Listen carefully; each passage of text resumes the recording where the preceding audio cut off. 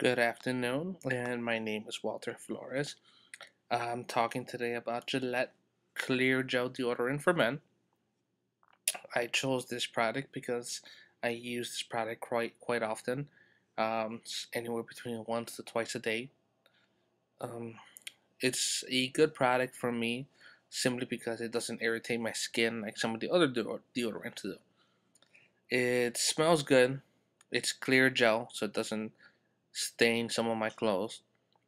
And I rely on it a lot just because since I can't use anything else, I have to use this specific brand just because it's the only one that doesn't irritate my skin.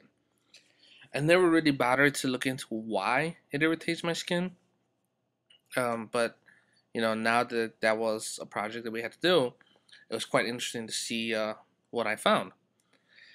I did a pretty good amount of research on the ingredients of this product. I never even bothered to check what was in it, and if I did, I probably just didn't even care just because the names were so long. But after looking at what some of these ingredients do or what its effects are on your health, I was actually quite surprised to see the effects of this product. And while I don't know what the exact chances of any of this stuff actually happening, I think it's scary enough for at least me to consider some other alternatives as to, you know, deodorant.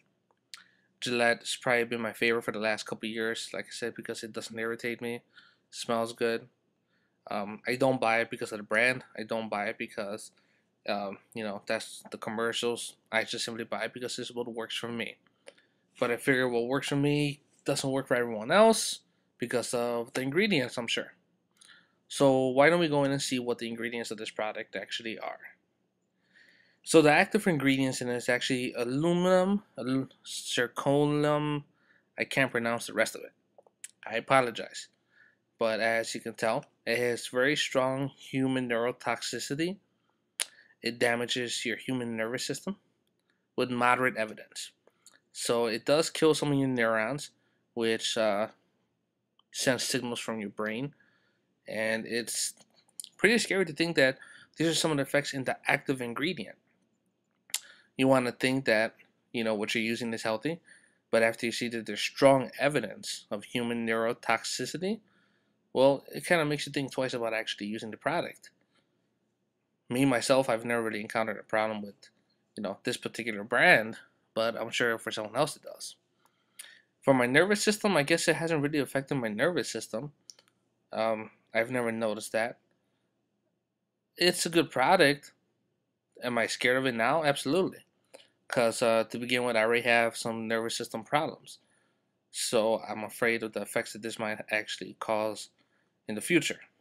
It kills neurons. That's pretty scary just to begin with. I don't think I need any more signals or anything from my brain dying because I'm going to need them for the rest of my college career. But I never really actually even cared to see what was in it, and now that I see what just the active ingredient does, it really made me consider some other sort of product. Yet I want to be cautious in what I choose because whenever I do choose something, then obviously it goes into irritation and I get problems with my skin and it becomes a big hassle. I have to get special cream, gotta go to the doctor, gotta get medication, and it's a lot of stuff. But that's just the active ingredient. Why don't we take a look at the inactive ingredients? And it's quite a few. They're pretty scary, so let's take a look at them. So, alcohol denat is one of its active ingredients, and as you can tell, it causes cancer, developmental and reproduction toxicity, organ system toxicity, and irritation. So that right there is already a problem for me. I can't pronounce the rest of these words to save myself. But as you can see, the second one is causes cancer and organ system toxicity as well. The third one causes cancer as well. So that's three products already, or three ingredients that causes cancer. There's, some of these ingredients cause restrictions as far as like how much you can actually put in it. It has to be diluted. A lot of them cause problems with your organ system, ecotoxicology as well. So it's kind of scary to think that your organ system is actually being affected by just a simple product that you use to, maintain yourself smelling good, and clean. And some of the effects of this, like the reproductive toxicity, it has health effects such as it's linked to infertility and the reproductive organ, problems with birth defects, developmental delays in the children. Um, the glycol one causes a lot of allergies and harm to the immune system that can manifest itself as allergic reactions, and it won't help repair your damaged tissues in your body. Ecotoxicology, where it's just a lot of toxicity from wildlife, fish, and wild plants.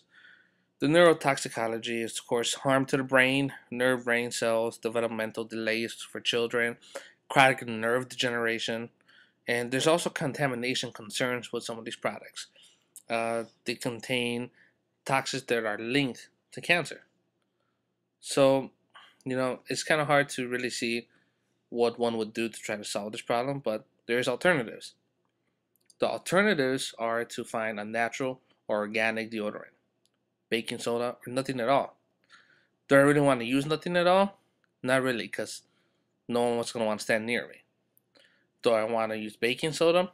Never tried it, but I guess it's something to try.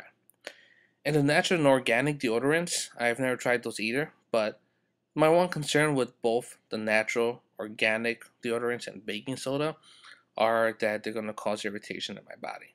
And the irritation just gets unbearable to where I start to bleed from my scratching, and it's a problem that I don't want to deal with. So I guess looking at the ingredients of some of the either natural or organic deodorants or baking soda is something I would have to do before I even try it. But I mean, there's no other really alternatives except to use nothing at all, and that's not even an option for me. So it's kind of scary to think that all these effects can happen from just using a simple deodorant. Will I think twice of buying this deodorant? Maybe. I'll think twice, should I buy it? But of course I am going to buy it because I need it and I like it. And while it's kind of hard to go to Target and find a natural organic deodorant to use, I don't even know where I would start finding a natural organic deodorant. So while it's not healthy for me, until I do find an alternative, I will continue using this product. But it does scare me to think about the effects that it has on my body now. So it's pushing me to consider doing some more research online, finding where I can buy such natural and organic products. I want to thank you for your time today. I apologize for the delay in this video, and I hope you enjoyed it. And if you have any questions, of course, you can just email me or give me a call. Otherwise, thank you very much.